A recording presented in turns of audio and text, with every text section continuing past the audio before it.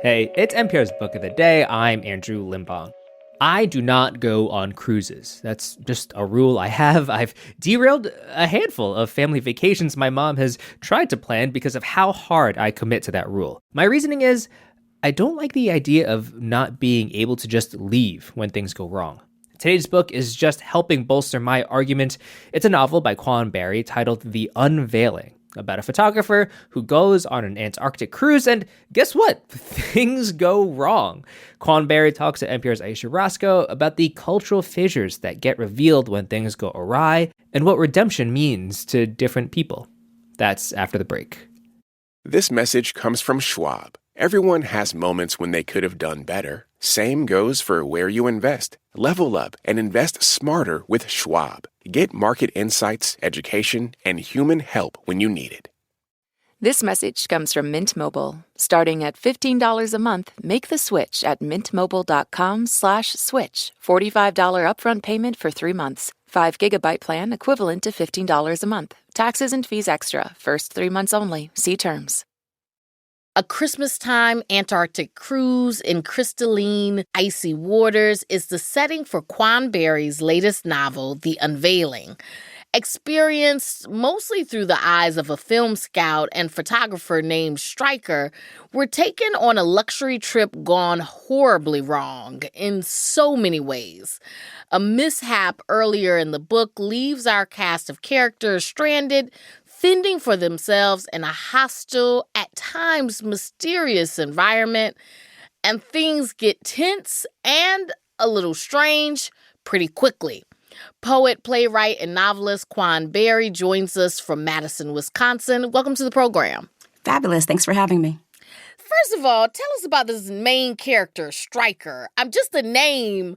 For me, I'm thinking a blonde, tall, like a European man. Oh, interesting. That's what I think when I hear Stryker. But she's an African-American woman. She's a photographer who sees nature and people seemingly as they really are. But she's also a bit of an unreliable narrator.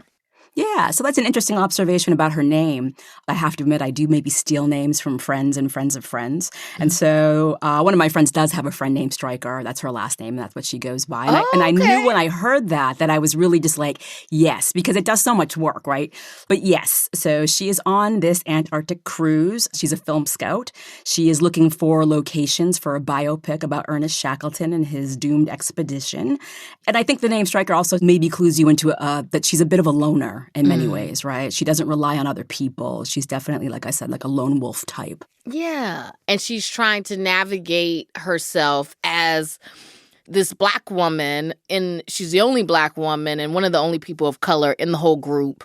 She's expected to kind of have all the answers. She's looked to for leadership, but she's also very weary of the people around her and not sure who to trust. Like, how did you play with that dynamic? Yeah.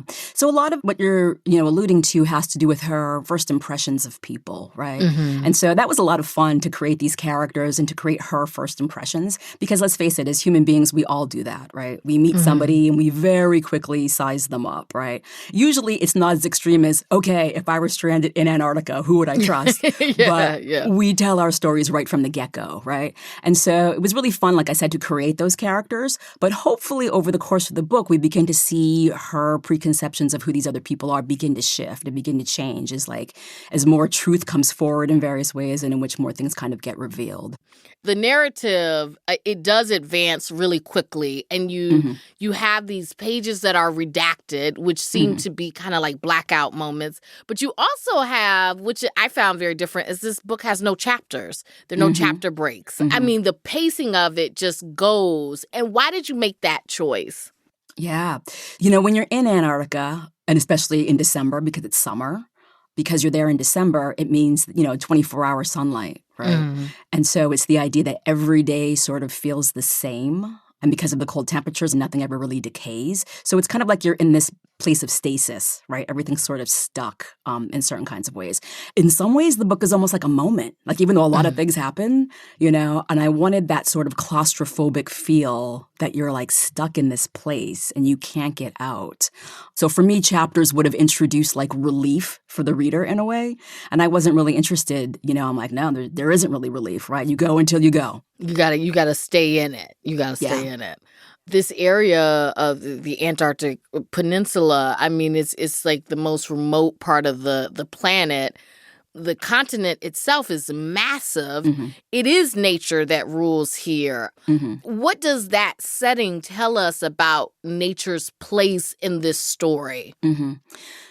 It's interesting. Antarctica is actually the only landmass that was ever truly discovered by human beings. Mm-hmm. So all the other discoveries, by people, there were already folks there, right? Mm-hmm. So Columbus comes here. There's already people here. He's not really discovering anything, And so in thinking about Antarctica, like I said, it's the only place in which there were no people. There were no cities, no civilization. And so I knew that as a setting would really just be like a ripe place to explore like inner conflict, inner beliefs. There's also, for me, it was rich because I think of Antarctica and all that ice sort of as a mirror, right? So there's a lot of self-reflection and inner dialogue. This is sort of a scary Gilligan's Island in Antarctica. It's a luxury cruise that goes awry. But you have the classism because you have this wealthy couple and then you have this very wealthy older couple. And then you have a tech billionaire and her husband. And then you have this, what we believe is to be like a Southern couple with a non-binary teen. Mm-hmm. And then we have 3 dads and, an adopted daughter. And then we have Stryker, a Black woman, who's dealing with all this and also thinking about what it means to be an ally, what it means to be supportive. What does it mean to give of yourself? And what does it mean to be vulnerable with all these people who are so different from you? Talk to me about that. Mm-hmm. In talking to some friends of mine who have read the book a bit earlier, one of the words that keeps coming up is this word redemption, right? And so it's this idea that this particular character in some ways has to make her own inner peace with the decisions that she's made in her life and the tools that are being brought to her to help her, on this journey are these people, like these very different people who represent very different kinds of ways of living a life, right? And so in thinking about it and thinking about race, she herself as a Black woman has certain expectations too, right? There's an epigraph that's the very famous W.E.B. Du Bois, quote about double consciousness. Yes, right? yeah. This idea of how Black people are only allowed a certain kind of way of, being seen by the exterior world, right? And so the book is very much about perception because in some ways there is no perception if there's nobody to perceive you. The last thing I would say about this is that there's a line early in the book where she's talking about how, since 2020 and the murder of George Floyd, a certain kind of white person now maybe keeps their cards closer to their chests, in certain kinds of ways. Mm-hmm. And she's saying that for her, it makes her harder for her to be able to read them, to know how she should act around them. And so I think ultimately, the book's journey is about all of us like putting our cards down and then just really relating to each other as people.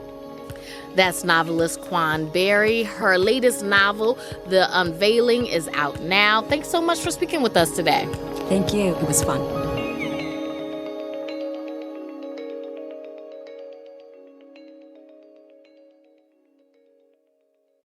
This message comes from Mint Mobile. At Mint Mobile, their favorite word is no. No contracts, no monthly bills, no hidden fees. Plans start at $15 a month. Make the switch at mintmobile.com/switch. That's mintmobile.com/switch. Upfront payment of $45 for 3-month 5GB plan required, equivalent to $15 a month. New customer offer for first 3 months only, then full price plan options available. Taxes and fees extra. See Mint Mobile for details.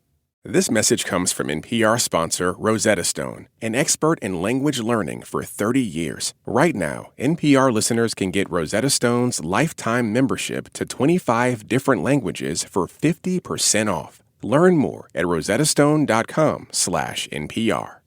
This message comes from NPR sponsor Vuori, featuring the Core Short. Receive 20% off your first purchase on any U.S. orders over $75 and free returns at vuori.com/NPR. Exclusions apply. Visit the website for full terms and conditions.